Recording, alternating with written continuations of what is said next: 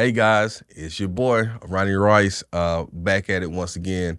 Do me a favor, man, hit subscribe, like this video, comment, all that jazz. I want to jump into this thing. I was trying to hit you guys with 12 minutes or less with some jewels. One of the things I want to talk to you guys about is how to scale your business in today's time. Man, let me hit you guys with that again. How to scale your business in today's time.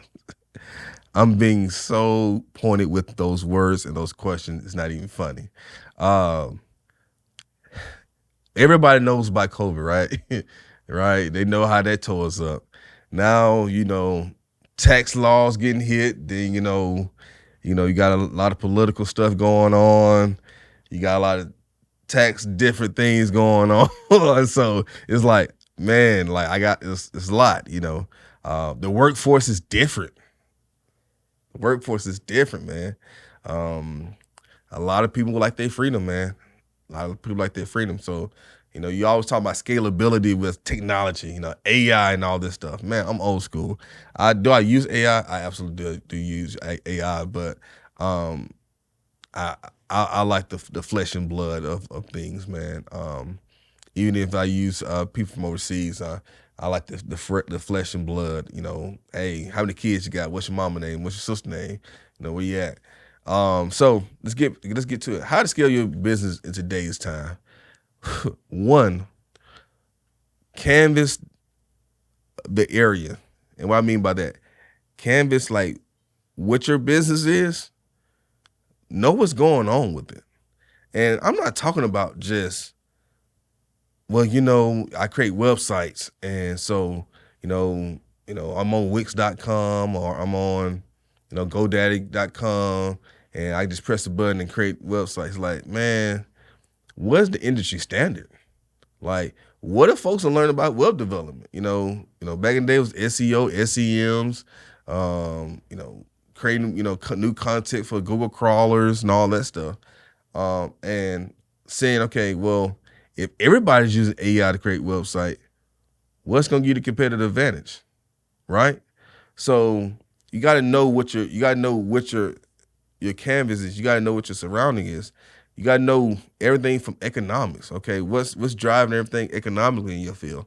What's from a political standpoint? Like, what are some of these federal laws, state laws that are going to impact with what your industry is?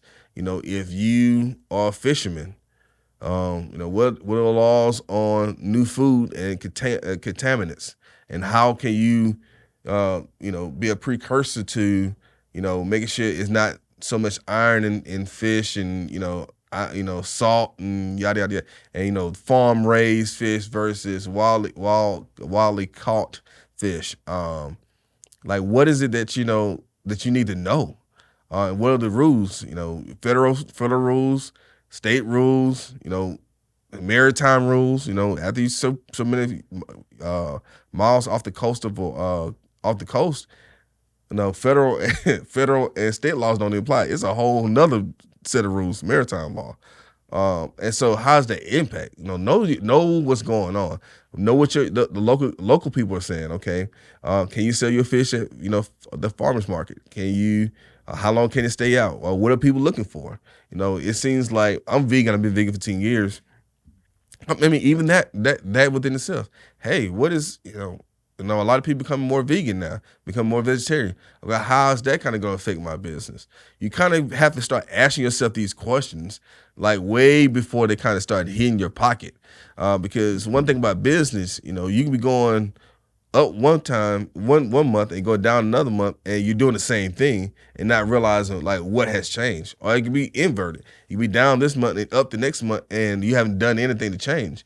And you kind of have to like be in the numbers. The second thing I'll say, how to scale your business in these times, is have everything down. Like, have everything written down, have the numbers, the number of hours that everybody's working, standard office procedures. I'm big on that. Create a folder. Somebody, every time I hire somebody and they're like, oh, well, what about this? You know what? A good question. Let me do a video, or let's have one of my team members do a video, record the video, put it in the SOP folder.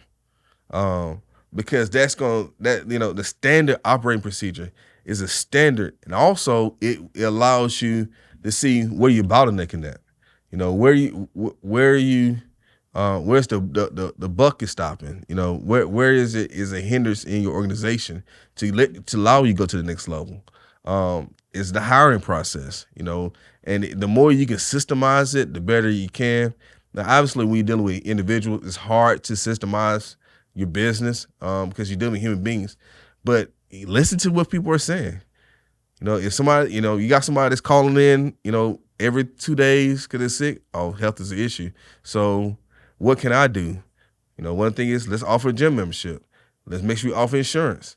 Hey, if you use your insurance once a month, and you go to the gym 8 times a month, and let's say, you drink a gallon of water once a week, start inviting those incentives into the fold, because you want healthy individuals. The biggest thing that I've seen with employees, people want their flexibility. People are not robots, and people, mother, aunt might have passed.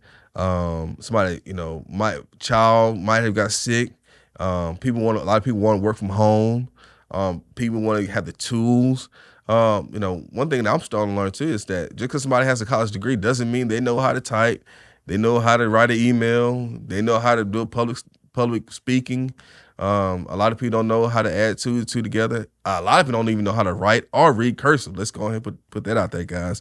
That shows you how old I am, because I'm like, man, art Excel. I mean, I learned Excel in junior high school and high school, so you got to be able to offer those programs. Hey, let me teach you skills. Let's work on skills. But once again, it also depends on what kind of environment you're creating.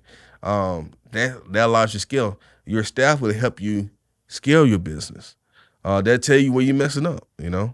So the first thing I say is in regards to scaling your business is know the